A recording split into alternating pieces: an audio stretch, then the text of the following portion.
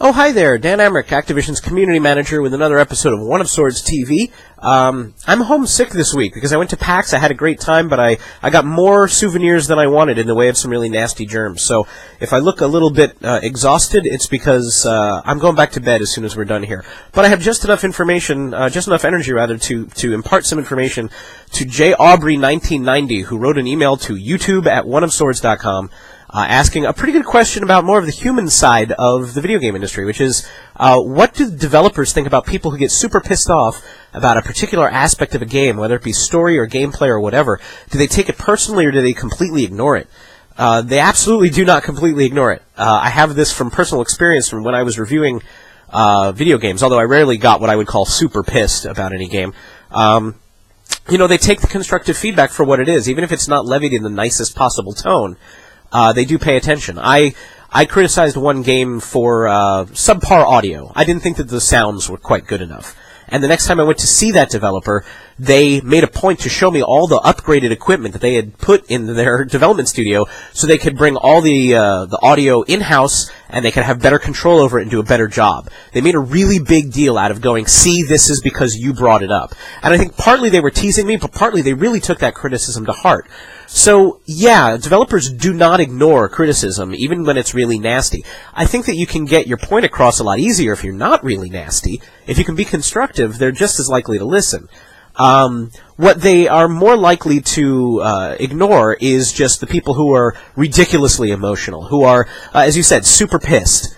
There's no reason to be super pissed over something. I mean, just because you might not agree with a creative decision, or maybe something that could have been better wasn't as good as you wanted it to be.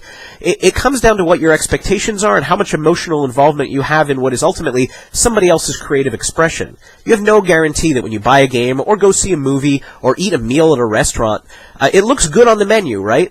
And the trailer made you want to go there, and maybe all the previews for a game look good, but you have no guarantee that you're going to like what you wind up getting. And you're sort of taking a risk in supporting that chef or that movie maker or that developer by saying, show me what you got. And so getting super pissed about it sort of suggests like you were guaranteed something, and you're not. So it doesn't make a lot of sense to do that.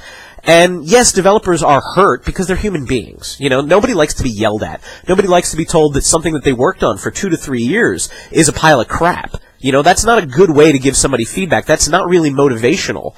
What they feel is terrible that they let people down, but at the same time, those same people who feel let down could express it in a lot nicer, more positive and constructive way, and they'll actually get a better answer. From the next game, or maybe a change that they can affect or patch into the existing game. There was one time that I was at GamePro, and I walked into a game demo, and I was introduced as, this is Dan from GamePro. And they went, oh yeah, you guys gave our last game a 7, or whatever. Well, okay, it was a 3, because it was GamePro's scale out of 5. But, they remembered. Obviously, developers have feelings. Developers put a lot of themselves into everything that they do. So when you get super pissed, it's like if you met them in a mall or on the street, would you come up and start screaming in their face? Probably not. But you would maybe say, you know what, I really liked your game, but you know what disappointed me? You might do that. And that's still the way that you should react to them on the internet, too. You should be a rational human being when you give them feedback, positive or negative. And that's actually going to, give them what they need to do a better job next time, or to fix whatever it is that's bothering you. So, developers, they try not to take it personally, but they are only human.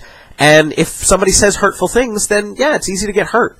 I've seen both sides of this now, and that's why I just try not to freak out about anything anymore, because I never forget that even though I never get to meet the people that make the things that make me feel really good as a gamer, and even though all the experience itself is digital, and it's, ones and zeros, and it's a plastic disc and a plastic console, or it's data that's just coming down off the internet. It's, there's no human face to that. There are absolutely human faces behind it, and you should never forget that.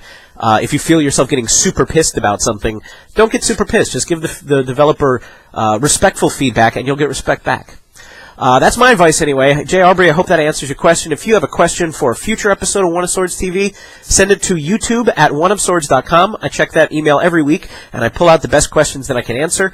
If you have any other questions, go to oneofswords.com. You may find they're already answered there. I have videos and podcasts and blogs and contests and all kinds of things that you'll probably like. I feel like crap. I'm going back to bed. Thanks for watching, and I'll see you next week.